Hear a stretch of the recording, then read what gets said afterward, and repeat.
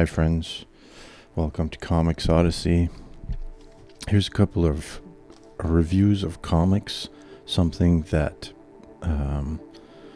readers of Comics Odyssey, viewers of the channel requested. I haven't been doing very many comic book reviews because I don't buy a lot of new comics, and we'll get into why in a second. But I did buy 2 new comics here, and figured I'd give them a bit of a review. Interesting, they're both got the same name, comics by the same name, so bit of an oddity. And they came out the same week, so I don't know if there's something popular about this term lately, but let's start with DC Black Label.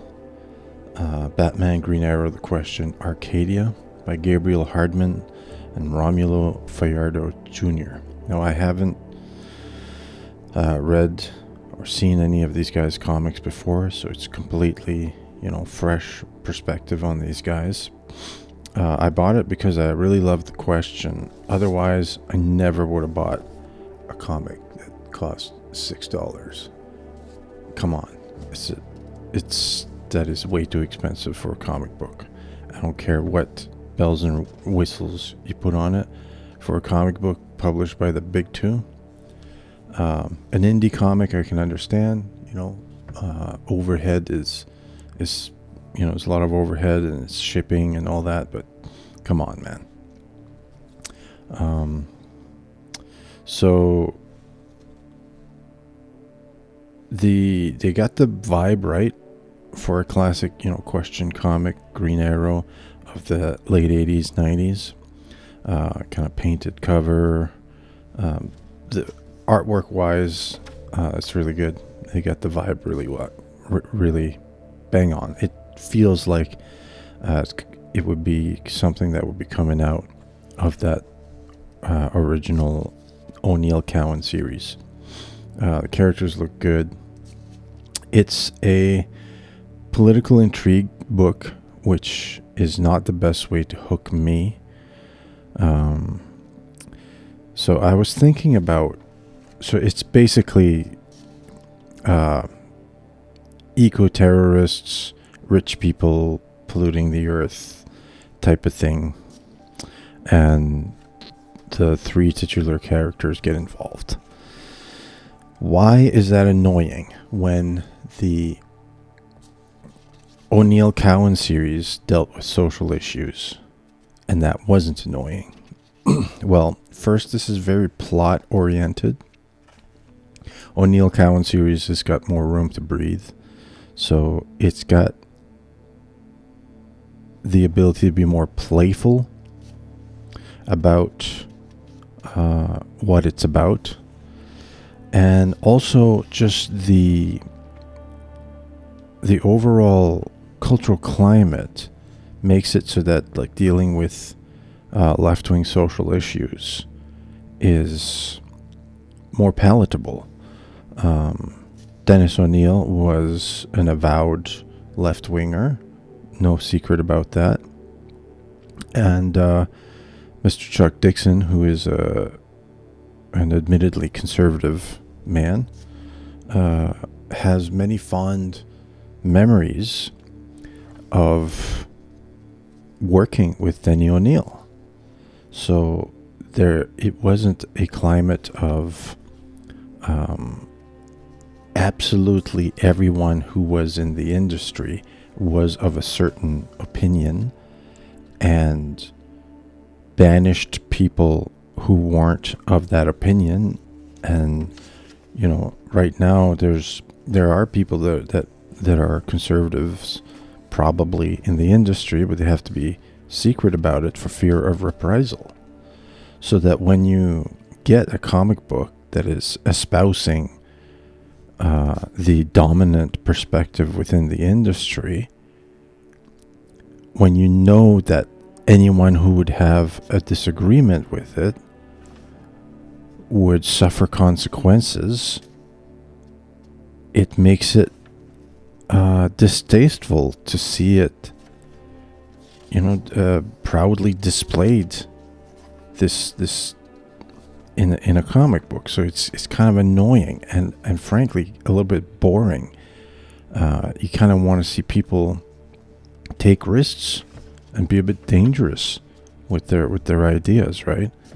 And this is what kind of happened when you make politics your highest calling in life, your most important thing, your whole vibe.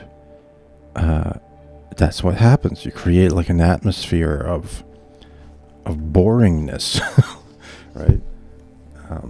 Anyway, this book is doing a lot in one issue. It's just got established the three characters on the same case, basically. So it doesn't have a lot of room to be soulful or playful like the original Owen Cowan series. So I can't say it was very compelling for the reasons I noted.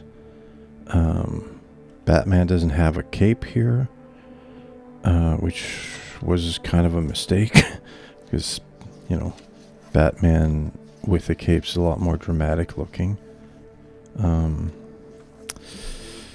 Yeah, I was disappointed. The Question's my favorite character. He doesn't get the characterization wrong, but he doesn't get it right either, right?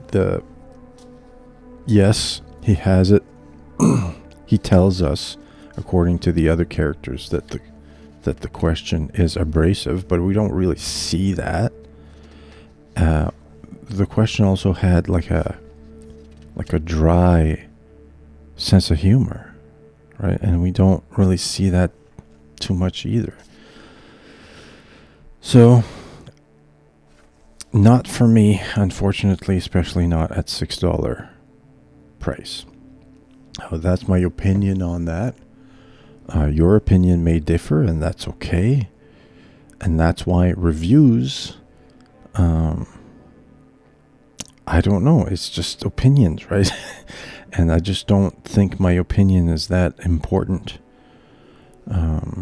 So that's why I don't do too many reviews, but I will try to do more reviews. Tell me what you think of this one. $6. I mean, that's why I don't buy too many modern comic books. I'd rather be hitting the dollar bin or getting trade paperbacks. Now this, Arcadia, by the same name, $5.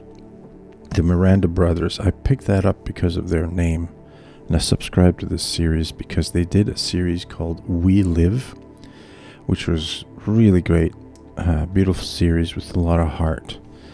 Miranda Brothers, always solid art, and I think they have the same colorist all the time, which gives their work a real personality, distinct personality, and the colorist is really good.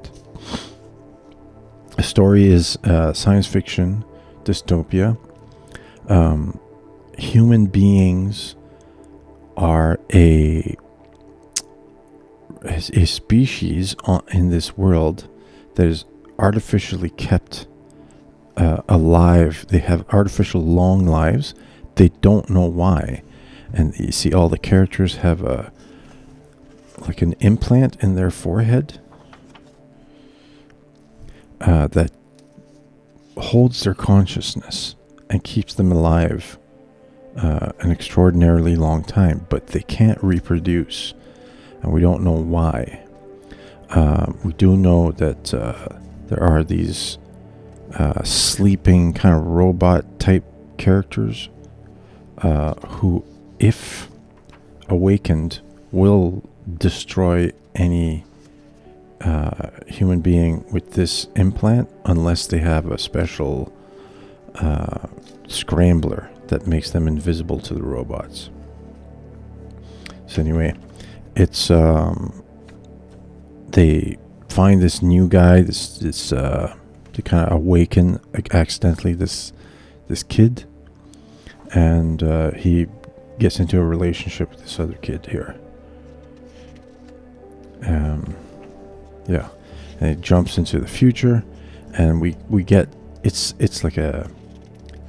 kind of like a sci-fi zombie thing. They have these creatures close to the cities that are kind of like cybernetic zombies that they have to watch out for. But they need to collect these pearls they call the implants for this one scientist who's working on something.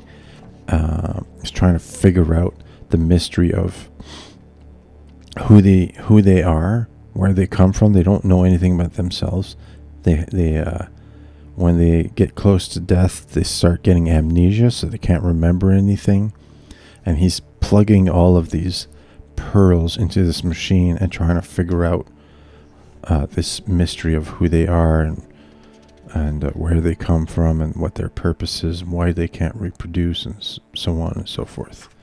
So it's not as good as the We Live series, but very much worth. It's very intriguing. I definitely subscribe to this. I think it's a 5 or 6 issue miniseries. So those are a couple of reviews.